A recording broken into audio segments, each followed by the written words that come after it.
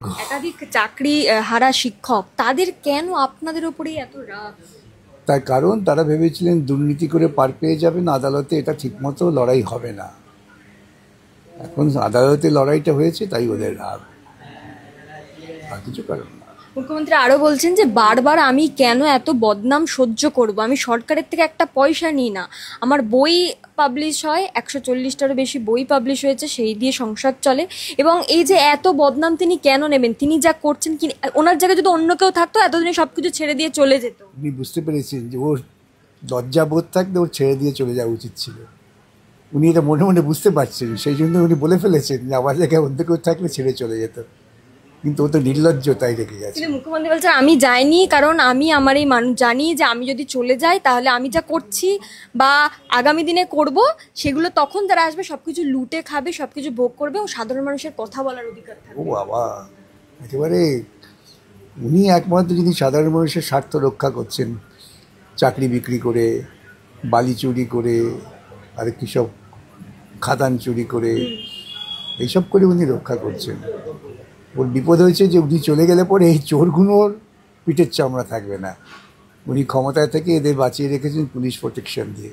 মুখ্যমন্ত্রী অবর্তমানে যারা আসবে তারা লুটে খাবে সমস্তটাকে, তিনি কিন্তু বলতে চান। হ্যাঁ, তারা লুটে খাওয়াটা বন্ধ করবে। আপনি দেখবেন, বিশ্লেষণ করে মুখ্যমন্ত্রী যে কথা বলেন, ওর অন্তরের কথা ঠিক উল্টো। ও যখন ছাত্রদের ডেকে বলে তোমরা কেউ দুর্নীতি করবে না, তার পরের দিনই কলেজ ভর্তির টাকা বেড়ে যায়। অনার্স কোর্সের জন্য যদি ইংরেজি অনার্স হয় 5,000, যদি বাংলা অনার্স হয় 3,000, যদি ফিজিক্সে অনার্স হয় 8,000, ওর বক্তৃতার পরে টাকাগুলো বেড়ে যায়। কেন, ওর আসল ইঙ্গিত হচ্ছে এইবার লোটো, লুটে পুটে খাও মুখ্যমন্ত্রী। মুখ্যমন্ত্রী একেবারে প্রকাশ্যে তাহলে বলেই দিলেন যে আমার জায়গায় অন্য কেউ থাকলে এতদিন। বললাম তো, স্বীকার করে বুঝতে পেরেছেন তো যে ওর মতো নির্লজ্জ পৃথিবীতে আর কেউ নেই, অন্য কেউ থাকলে পালিয়ে যেত। এবং স্যার এই যে 26,000-এর চাকরি গেল এসএসসির, এবং প্রাইমারির মামলা চলছে, ফিরদৌস শামীম আইনজীবী যিনি আছেন এই মামলাতে, তিনি দাবি করছেন যে প্রাইমারির চিত্রটা আরো ভয়ঙ্কর হতে পারে। আপনি কি মনে করছেন সত্যি? তিনি কি দাবি করছেন তা আমি বলতে পারবো না। আমি মামলা শেষ হলে পরে বিচারপতি রায় দিলে তখন বলবো। আমার কাজ হচ্ছে আদালতের কাছে সত্য তথ্য তুলে ধরা। এই প্রাইমারিতেও তো যোগ্য অযোগ্যের বিষয় উঠে আসছে। যোগ্য অযোগ্য না, দুর্নীতি, সম্পূর্ণ দুর্নীতি। গোটা প্যানেলটাই বাতিল হওয়া উচিত, দুর্নীতিমূলক যা হয়েছে।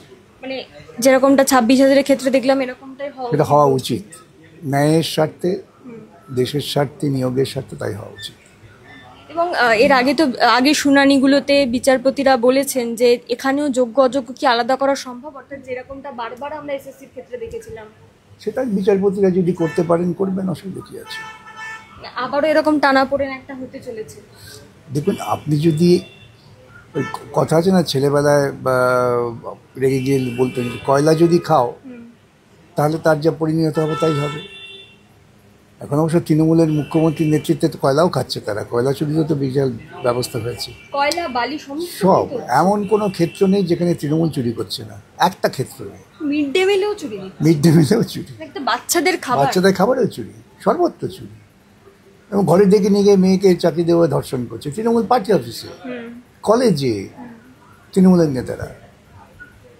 এখন উনি চলে গেলে পরে এইসব লোকগুলো তো আর বাঁচতে পারবে না, না, মেয়েরাই তাদের ধরে পেটাবে। এই মেয়েরাই তো ভোট দিচ্ছে লক্ষ্মী ভান্ডারের জন্য।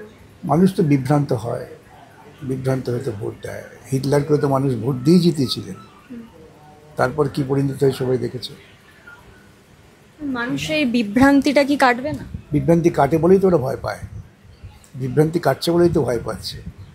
আমাকে এত গাল দিচ্ছে কেন, যে এই বিভ্রান্তিগুলো মানুষের কেটে যাচ্ছে। অতএব গালমন্দ করো। মুখ্যমন্ত্রী আরেকটা কথা বারবার বলেন যে আমরা চাকরি দিতে চাই, কিন্তু চাকরি দিতে গেলেই আইনজীবীরা কোর্টে চলে যায়, যে কোনো কিছু হলেই তারা কোর্টে চলে যায়। দুর্নীতি করেন তাই। আমি তো কালকে বলেছি যে উনি দুর্নীতির ট্যাবলেট খাওয়ান, আমাকে তো অ্যান্টিবায়োটিক হিসেবে কোর্টের ট্যাবলেট খাওয়াতে হয়।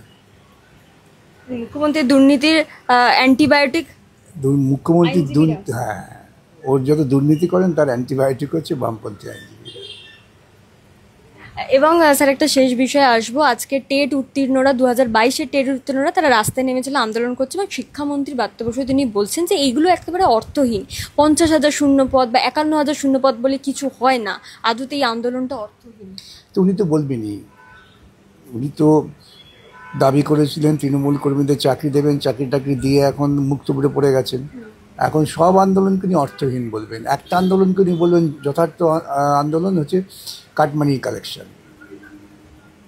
ওকে জিজ্ঞাসা করবেন, খুব খুশি হবেন যে হ্যাঁ কাটমানি কালেকশন তো হওয়া উচিত। তো এই হচ্ছে ওদের থিওরি। স্যার, একটা এসএসসির পরীক্ষা হয়ে গেল প্রায় 9 বছর পর, এবং আর একটা 14 তারিখে আছে লিস্ট, যেটা বারংবার আপনারা বলেছেন যে সঠিক লিস্ট বেরোয়নি। 1806-এর লিস্ট বেরিয়েছে, আরও বাড়বে, এবং তার মাঝেই তো পরীক্ষা হয়ে গেল। নিশ্চিত হতে পারছেন যে এখানে কোনো টেন্টেড ক্যান্ডিডেট বসেনি? আমি তো আদৌ নিশ্চিত হতে পারছি না, পরীক্ষার্থীরা নিশ্চিত হতে পারছে না।